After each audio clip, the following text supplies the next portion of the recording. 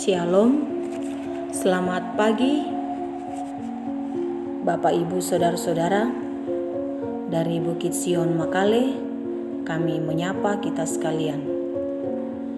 Kita akan mendengar dan merenungkan firman Tuhan dari Kisah Para Rasul pasal 21 ayat 27 sampai dengan ayat 36. Kisah Para Rasul pasal 21 ayat 27 sampai 36. Mari kita berdoa.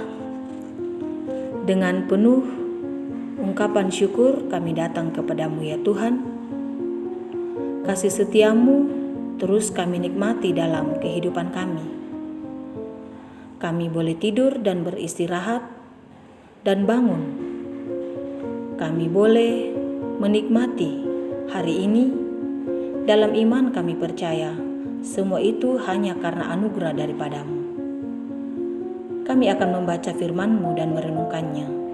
Ya Roh Kudus, terangi hati dan pikiran kami, sehingga kami tidak hanya membaca, tidak hanya mendengar, tetapi oleh kuasa Roh Kudus, kami boleh melakukan dalam seluruh kehidupan kami.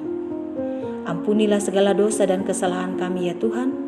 Layakkan kami untuk mendengar dan membaca firman-Mu. Di dalam nama Yesus Kristus, kami berdoa. Amin. Kisah Para Rasul pasal 21 ayat 27 sampai 36.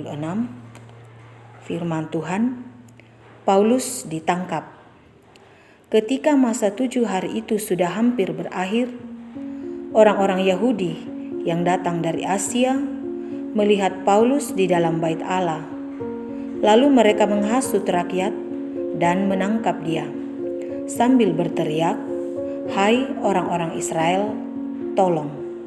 Inilah orang yang di mana-mana mengajar semua orang untuk menentang bangsa kita dan menentang hukum Taurat dan tempat ini.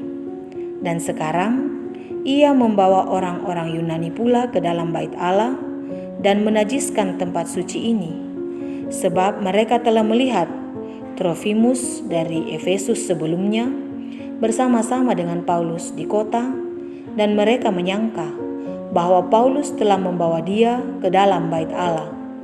Maka gemparlah seluruh kota, dan rakyat datang berkerumun, lalu menangkap Paulus dan menyeretnya keluar dari bait Allah, dan seketika itu juga semua pintu gerbang bait Allah itu ditutup. Sementara mereka merencanakan untuk membunuh dia, sampailah kabar kepada kepala pasukan bahwa seluruh Yerusalem gempar. Kepala pasukan itu segera bergerak dengan prajurit-prajurit dan perwira-perwira dan maju mendapatkan orang banyak itu. Ketika mereka melihat dia dan prajurit-prajurit itu, berhentilah mereka memukul Paulus.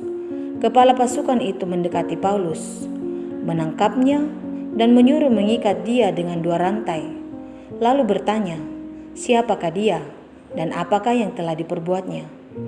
Tetapi dari antara orang banyak itu, ada yang meneriakkan kepadanya ini, ada pula yang meneriakkan itu.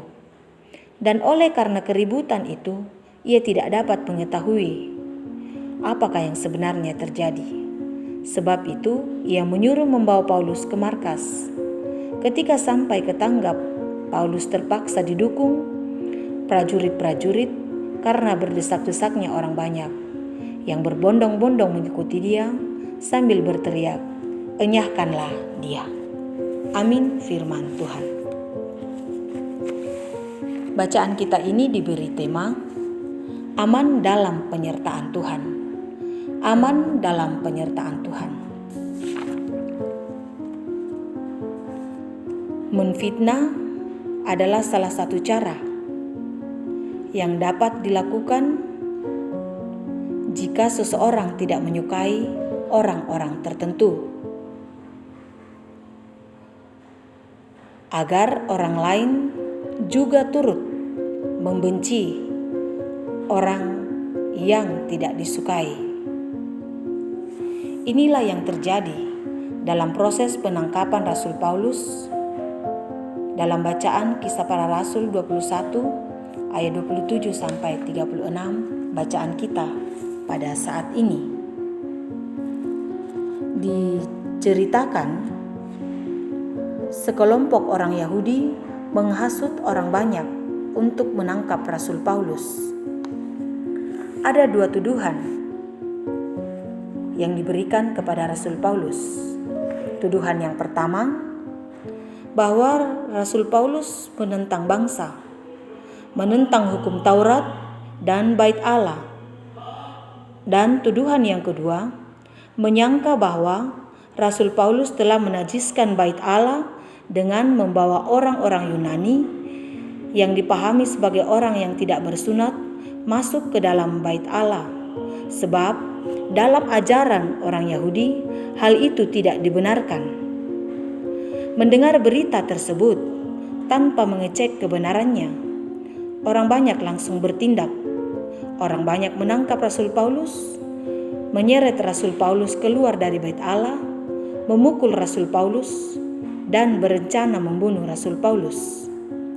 Dampak dari semua itu adalah penutupan Bait Allah. Pada akhirnya, berita penangkapan Rasul Paulus terdengar kepada kepala pasukan. Tanpa menunggu waktu yang lama, kepala pasukan langsung bergerak bersama prajurit-prajurit dan perwira-perwira. Mereka ke TKP, tempat kejadian perkara, dan setiba di TKP, mereka membawa Rasul Paulus ke markas. Alhasil, Rasul Paulus lepas dari perlakuan jahat orang banyak.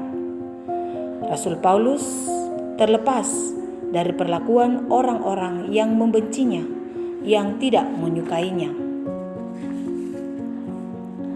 Gambaran seperti ini dapat saja terjadi dalam kehidupan kita. Ada orang-orang tertentu yang mungkin tidak senang kepada kita, dan orang-orang tersebut bisa saja menceritakan hal yang tidak benar tentang kita, atau memfitnah dan menghasut orang lain agar orang tersebut tidak menyukai kita. Namun, kita melihat melalui bacaan ini bahwa ada seseorang yang tampil untuk melepaskan Rasul Paulus dari kejahatan orang banyak. Kepala pasukan tampil melepaskan Rasul Paulus dari kejahatan tersebut. Namun tampilnya kepala pasukan tentu bukan karena ia care atau perhatian pada penderitaan Rasul Paulus, namun lebih kepada keselamatan dalam hal kenegaraan, karena proses pengadilan belum dilaksanakan, yaitu keadilan harus dinyatakan melalui proses pengadilan terlebih dahulu.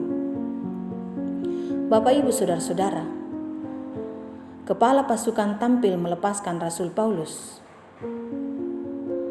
Tentu semua itu merupakan wujud peran Allah untuk menyelamatkan Rasul Paulus, terlepas dari apakah kepala pasukan tadi itu care atau tidak kepada Rasul Paulus.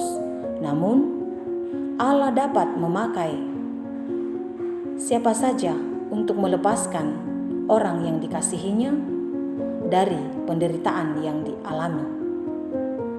Allah memakai kepala pasukan, prajurit, dan perwira untuk menyelamatkan Rasul Paulus dari kejahatan orang banyak, kejahatan orang-orang yang membencinya, agar Rasul Paulus mengalami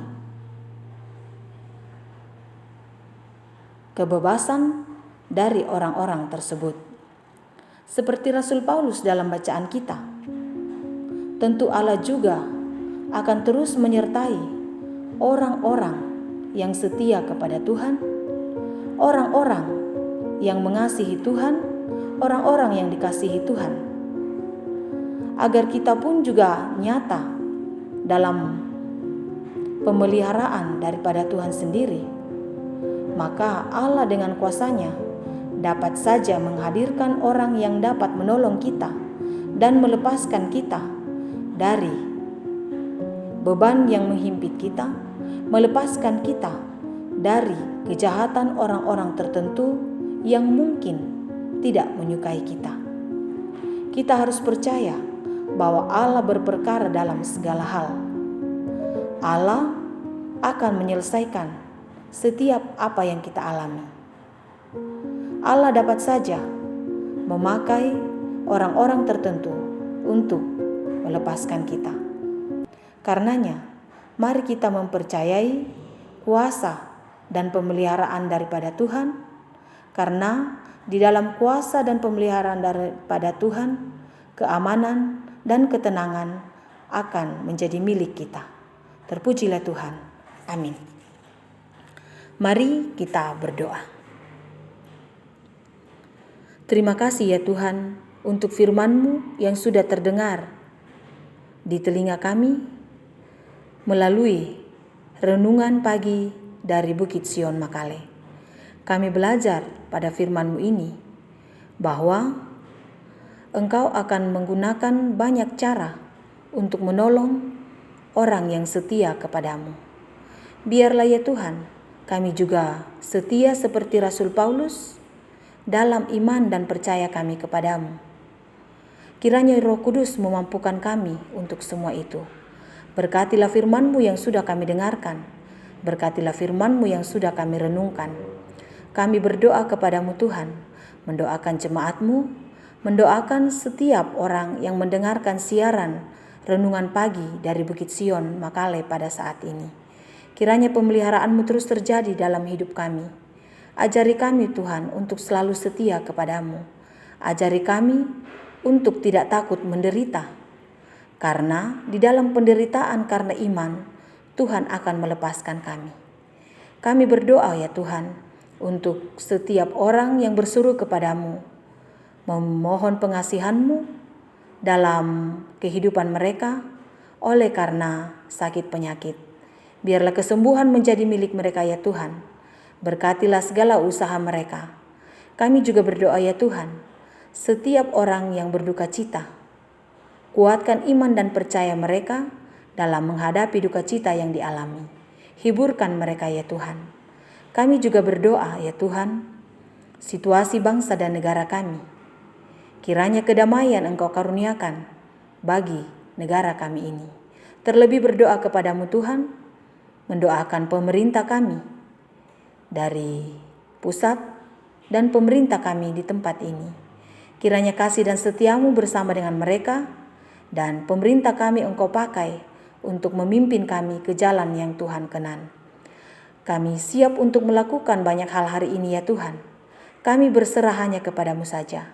Lindungi kami karena kami percaya kami aman dalam pemeliharaan-Mu. Kami berserah hanya kepadamu saja. Berkati kami dalam berbagai rencana kami. Berkati kami dalam seluruh aspek kehidupan kami. Kami bawa doa kami ini hanya di dalam nama Yesus Kristus, Tuhan dan Juru Selamat kehidupan kami. Amin. Selamat pagi Bapak Ibu Saudara-saudara. Selamat beraktivitas. Tetap patuhi protokol kesehatan sesuai dengan anjuran pemerintah. Percayalah bahwa Tuhan terus memberkati kehidupan kita. Amin.